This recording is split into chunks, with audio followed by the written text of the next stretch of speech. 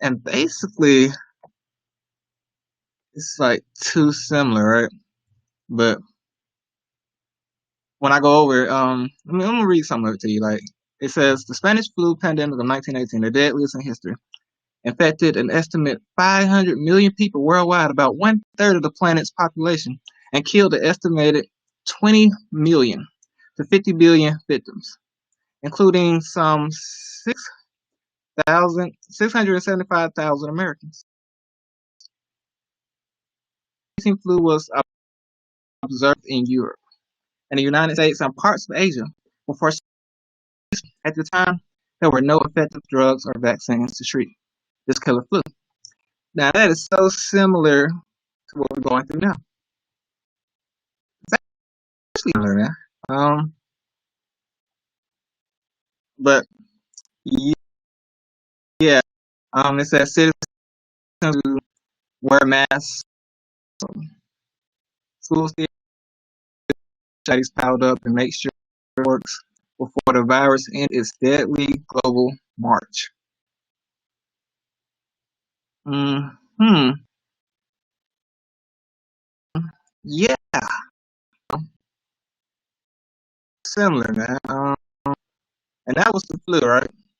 And the flu is just a virus that attacks the respiratory system, similar to the virus that we have going on now. It's highly contagious, which is what the current virus is right now. Um, when an affected person coughs, sneezes, or talks, respiratory droplets are generated and transmitted into the air, and can be inhaled by anyone nearby. Now that is something that they have said about the current one. It's just so similar, man. I don't know if we can find a vaccine or something, but I've also heard a lot of people saying a vaccine. Um, about that. A lot of people are saying a vaccine is going to be just as bad as the virus. But we're going to see what's going to happen. Mm,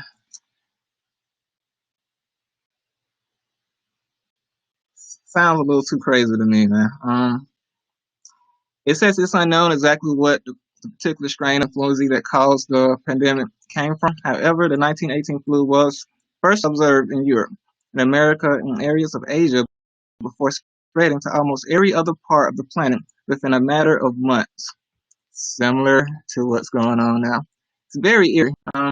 Despite the fact that the 1918 flu wasn't isolated to one place, it became known around the world as the Spanish flu, as Spain was hit hard by the disease and was not subject to the wartime blackouts that affected other European countries. Even Spain's King Alfonso reportedly contracted the flu. Hmm. I don't know.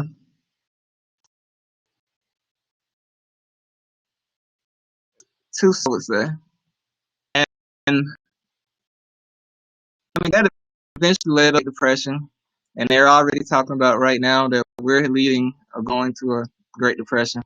Um, I don't know, man. It's going to be interesting, I would say.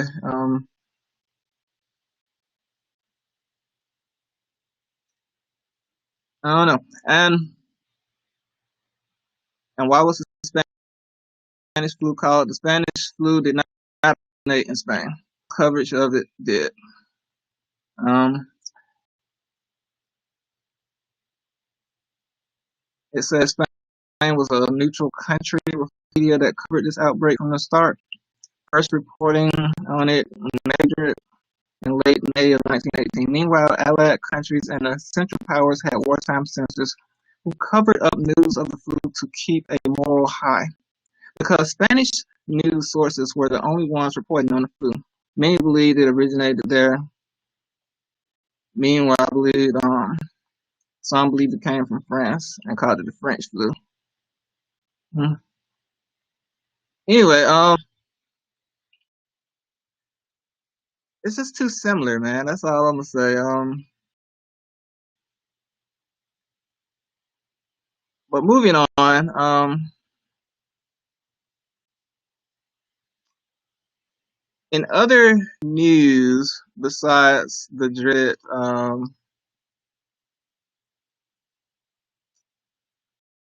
virus that's going on, we all know Bernie Sanders has dropped out of the race. And Bernie Sanders, after a few weeks, he did endorse Joe Biden. And Joe Biden tries, well, he's been trying to appeal to the left. He actually came up with a plan that supposed to be pertaining to minorities and black communities. I have to go over it again. I haven't really looked at it like I should, but I'll get back to y'all on that. Um, Let me see. I read this article that says Mark Cuban isn't closing the door on running for president, even though it's pretty much too late for that, though. But I guess he's a billionaire, so he could like just rush into it if he really wanted to. But yeah, that's probably not happening. Maybe he'll run on the next go around. Um, Things I know about. So all I know is he's a businessman and he owns the Dallas Mavericks. Um, I think he's also into tech. Also, um, let me see. Other news: meat processing plant has just closed, or was trying to close down. I don't know. They've been having like a breakout. Uh, a lot of viruses in a lot of these plants. So yeah.